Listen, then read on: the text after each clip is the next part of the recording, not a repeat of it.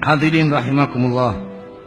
Beberapa tahun terakhir kita menyaksikan di televisi berita yang sangat memprihatinkan yang terjadi di beberapa negeri Islam.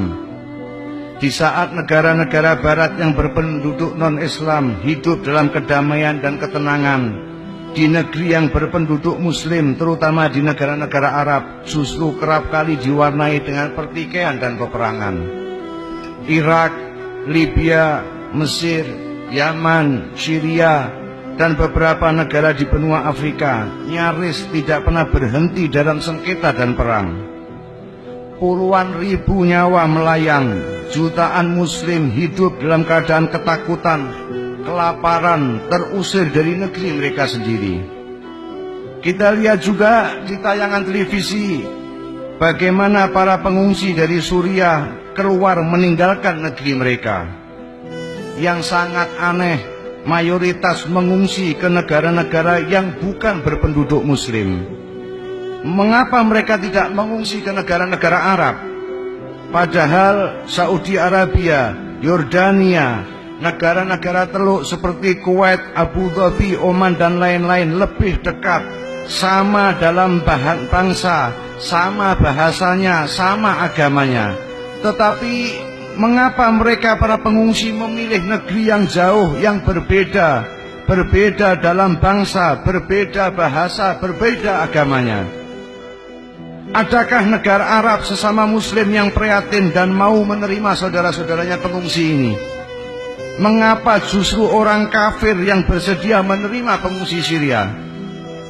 Inilah potret dunia Islam secara umum, di mana para penguasanya bertindak dan mengambil kebijakan hanya untuk keselamatan kekuasaannya. Sedang para ulama bukan menyuarakan kebenaran dan mengingatkan, tetapi yang banyak hanya penjilat kepada penguasa. Ayat-ayat Al-Quran dan hadis yang memerintahkan untuk bersatu, bersaudara, saling peduli dengan kondisi Muslim yang lain, bagai hilang dari otak dan hati mereka.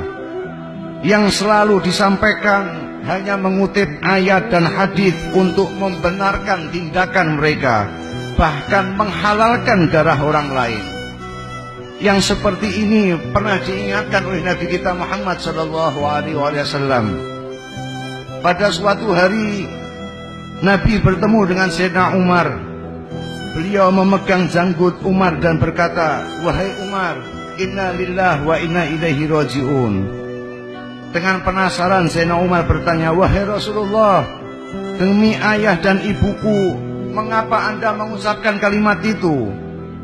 Nabi kita Muhammad SAW menjelaskan, "Baru saja Jibril mendatangiku dan berkata, 'Wahai Muhammad, inna lillahi wa inna ilaihi raji'un.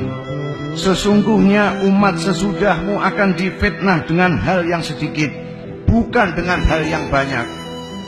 Nabi bertanya, "Wahai Jibril, fitnah kesesatan atau fitnah kekafiran?" "Keduanya akan terjadi," kata Jibril. Nabi bertanya lagi, "Bagaimana mereka tersesat dan bisa menjadi kafir, padahal aku telah meninggalkan bagi mereka kitab Allah, yakni Al-Quran?" Malaikat Jibril menjawab, "Dengan kitab Allah mereka tersesat, karena masing-masing golongan akan menakwilkan sesuai dengan keinginan mereka, karena itu mereka sesat." Jadi jangan heran kalau ada seseorang atau ulama yang melakukan tindakan yang barbar, tidak beradab, tidak berperi kemanusiaan, sementara dari lisan mereka keluar ayat-ayat Al-Quran dan hadis Nabi SAW.